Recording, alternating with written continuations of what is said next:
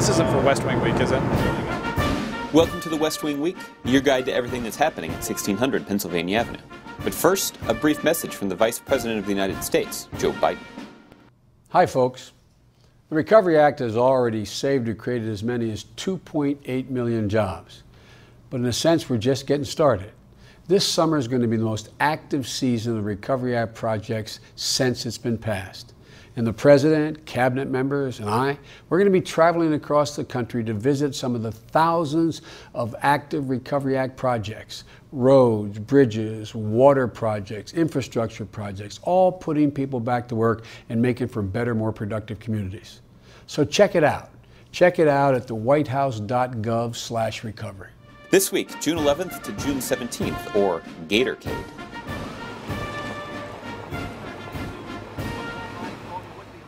On Friday, June 11th, the President met with small business owners in the Oval Office to highlight measures to help small businesses grow and hire new workers. The most unanimous support around any economic policy is helping small businesses.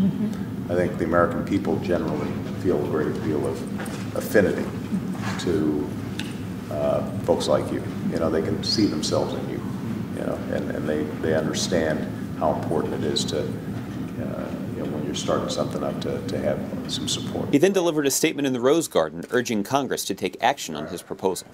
To replace the millions of jobs lost in the recession, we're going to need to make sure that small companies are able to open up and expand and add names to their payroll.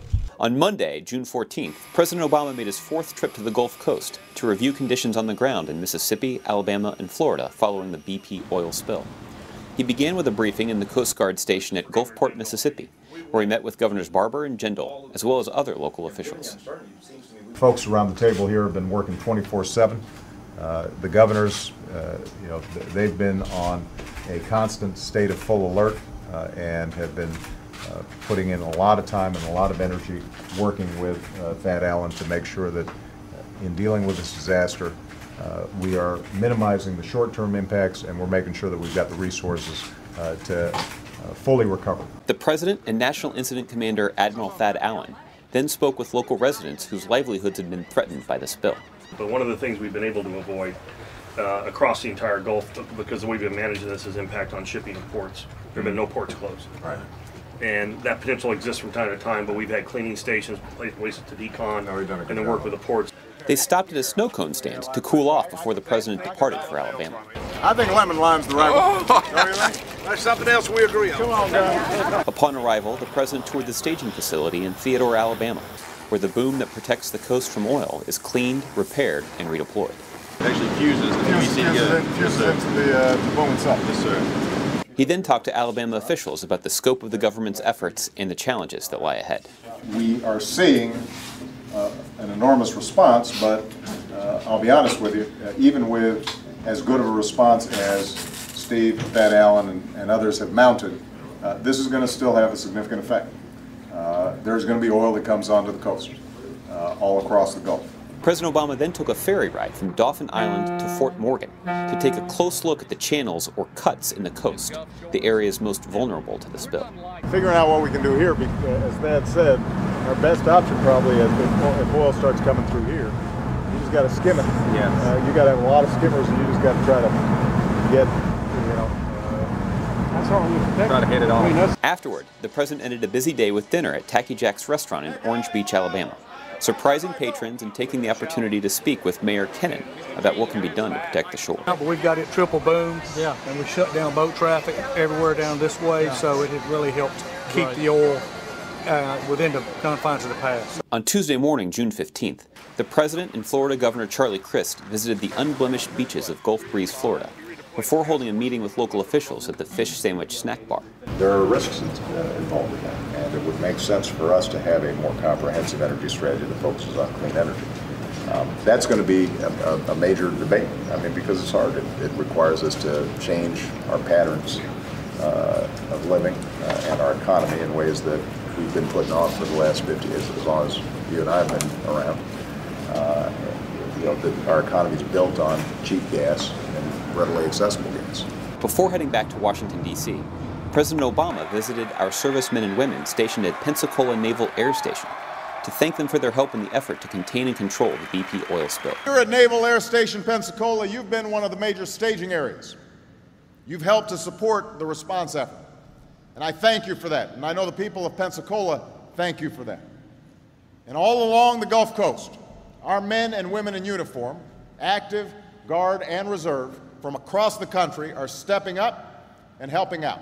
That night, the President addressed the nation from the Oval Office about the strategy to deal with the immediate effects of the BP oil spill and to lay out the longer-term strategy to restore the Gulf Coast. Make no mistake, we will fight this spill with everything we've got for as long as it takes. We will make BP pay for the damage their company has caused. And we will do whatever is necessary to help the Gulf Coast and its people recover from this tragedy. On Wednesday, June 16th, the President met with executives from BP to ensure they understand and fulfill their responsibility to help the people, businesses, and communities of the Gulf Coast recover from this disaster. He then spoke to the press in the state dining room. I'm pleased to announce that BP has agreed to set aside $20 billion to pay claims for damages resulting from this spill. This $20 billion will provide substantial assurance that the claims people and businesses have will be honored. That evening, President Obama spoke with members of the American Nurses Association. He joked that he wasn't just there to thank them for their enthusiastic support for healthcare reform. I don't break promises to nurses because you never know when I'm going to need a shot. And I don't want them, working that needle all kind of, I can't find the vein. On Thursday, June 17th, Vice President Biden commandeered the White House briefing room to talk to reporters about the Recovery Summer and the transportation projects that will put Americans back to work, upgrading our nation's infrastructure. Consensus reports out there that this growth is going to be sustained at that 3% plus range for the indefinite future. Meanwhile, the President met with Navy Secretary and former Mississippi Governor Ray Mabus, who has been tasked with developing a long-term Gulf Coast restoration plan in conjunction with Gulf Coast residents, tribes, fishermen, businesses, and conservationists. To find out more information on any of these topics or to see complete videos of these events, go to whitehouse.gov. And thanks again for checking out your West Wing Week.